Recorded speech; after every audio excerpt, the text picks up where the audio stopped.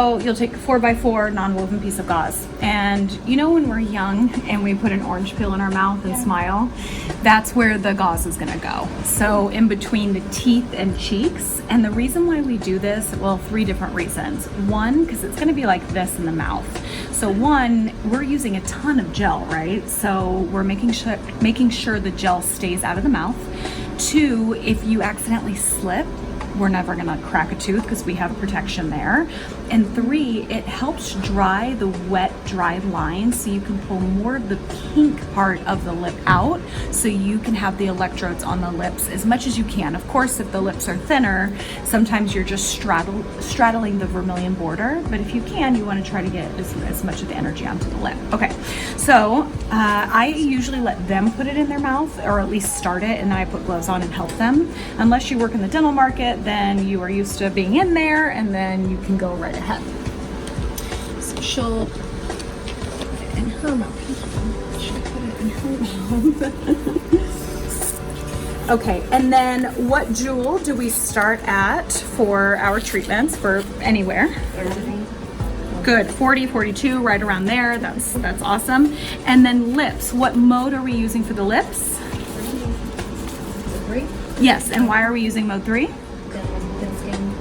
Exactly. So we don't want to go too deep on the lip area. We want to stay where those collagen layers are. And what we're doing, so I have it set to mode 3. I'm just going to take this up to our starting point. And what I'm doing here, well, one, I just want to make sure the gauze is in properly, which it is. So she has that cushion, that padding, and additionally her mouth is not going to take in that ultrasound gel. And then I just take the lip and I dry it off a bit and pull it out. So you want to make sure that their mouth is completely relaxed and not trying to close it with the gauze in, otherwise that's just going to work against you. So I'm just kind of drying it off with my gloves a bit and working it out as much as I can. Okay, so that only should take you guys a second. So gel, we want to make sure that it's nice and thick. So we say 2 millimeters. I tend to put a little bit more than 2 millimeters on in the beginning. You know as you go that you're constantly wiping off the electrodes, and then gel in general starts to heat up, so it starts to get a tad bit thinner, and so you're adding as you go. So I start out with a little extra just so I don't have to add for a couple passes. Just helps me be able to move on to each pass quickly. So I'm gelling on the lip and I'm gelling around the mouth. Okay, so the reason why I'm doing on the lip and around the mouth is because we are working in 4 vector rows. One is going to be right under the lip, right here. Second one is going to be right on the pink of the lip. Third one is going to be above the lip, and then the fourth one is going to be on the pink of the upper lip. Why do we want to go around the mouth? It's for a couple reasons. One, as we age, some of us are just, it can be of genetic disposition, or if somebody smokes throughout their life or uses straws years of their life, they can get the vertical lip lines, right? Smoker lines. So it's going to help those, absolutely, soften those lines. But even if they don't have those and their parents don't have them, so it's not a worry, as we age, and this is really for everybody, for all of us, as we age, our corners of our mouth start to droop down, right? So by pulling them up, we're getting a youthful appearance. So going around, especially when you're working out in these outer corners, that's going to lift the corners of the mouth, and it does so even after one treatment. They'll look and it's a big difference. So exciting for them.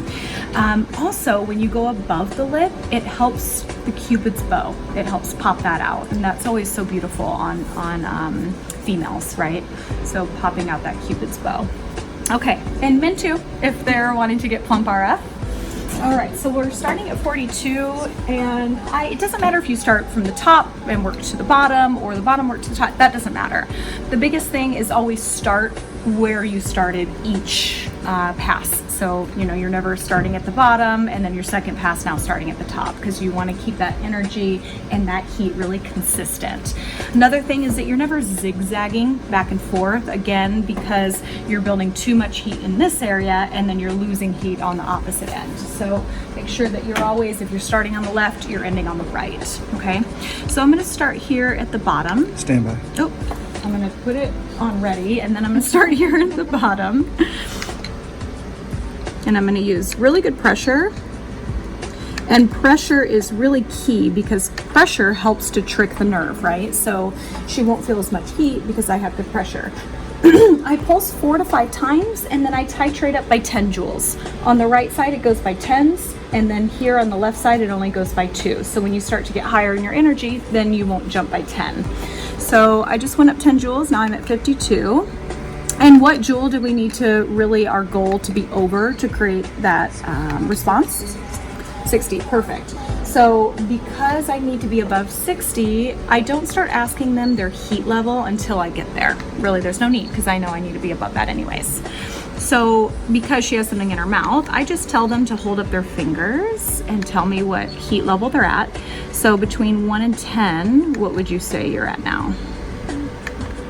3? Okay. Let me see if you can tolerate just a bit more. So I went up again, and she has a really nice bottom lip, so I can pretty much get both electrodes on her bottom lip nicely. What was that, 1 through 10? I would just straddle the vermilion border, about a 4. You want to stay here, or do you think this is a comfortable energy level for you? You can say go up, go down, or here. Up a little more? Okay. So we'll try. Now I didn't jump by 10 because if she's saying it went from a 3 to a 4. By the way, bipolar energy, it's made to be comfortable. So I really never want their heat level to be above a 5. So at this point, I'm just going to go up by like 4 joules instead of 10. Do you think you can go up a little bit more or stay here from those? Up a bit more? Okay. And then a trick too, because they do need to always have that gauze in their mouth, is you can give them their cell phone to hold, or like a pen and a piece of paper if they really need to talk to you. And then another thing, watch their nostrils, because it's the only way that they can breathe. Just the gel is not getting too much in. How about those last couple? Do you think stay or up a bit more? Okay. All right, so now, and don't worry, if they have a short philtrum, the space between the nose and the upper lip, just, you know, you can just really maneuver the handpiece in there. Don't be scared of like, oh no, I can't get it to fit. You can always make it fit. So just, you know, just get it in there, move their nose around. It's not gonna bother them. They're not even gonna notice that. Okay, and then the row above the upper lip, I like to come all the way out until I hit the nasolabial fold. Again, to tighten this tissue to give that upward turn of the lip, okay? So now the 4th row is above the lip, and usually people have smaller upper lips, right? So if that's the case, there's a trick that I can do, and that is to, I'm not gonna do that. I'm gonna use my finger because I have a glove on. It's to push in that nasolabial fold. And see when I push down how much the tissue comes out? So just pushing in here, and I can get the lip all the way out. And still, I'm straddling the vermilion border, which is fine. There's no need to really go into the wet line because you're not doing much for them inside the mouth, right? So sure, you want to get some of the pink out a bit. That's why we were drying it off and getting that wet dry line dried. But there's no need of like pulling the skin all the way up and going internally. And you can also use this as a tool. Like here, I can't push the nasolabial fold in to get it to pull out here in the middle. So instead here, I just take my electrode and I pull it out a bit. So I can use this as a tool. And then one big thing I want you guys to always remember is you can never lose contact with these electrodes, right? Because that's what's creating arcing. So if I'm doing the bottom lip, I always have to make sure I can see the pink on this side, because when people first start, they accidentally slip into the gauze, and that's a problem, right? So if I can always see pink where I'm looking right now, I'm safe. I don't have to really worry about this electrode because when I use pressure, I know it's going to be on skin, on tissue. It's the inside one. And then as I'm doing this top lip, now I'm going to push on this nasolabial fold to get this corner to come out. I still need to look over her and make sure I can see pink on this side. So looking over and making sure that the electrode did not slip into the gauze, because that would become the problem. Little bite? Mm-hmm. Okay. Well, what happens if it hits the gauze? Okay, it can arc. Okay. Because you're breaking the positive to negative delivery. So if they get a little bite, I don't want you guys to immediately go, oh, and go all the way down because it scares you. Instead, it a lot of times is operator error. So, and I'm not saying that I messed up, but as I was talking, maybe I didn't have as much pressure on that last one, just because I was talking and really, you know, trying to focus on what I was saying to you guys, and I didn't have pressure. And that can feel night and day different from the other ones of when I did do pressure.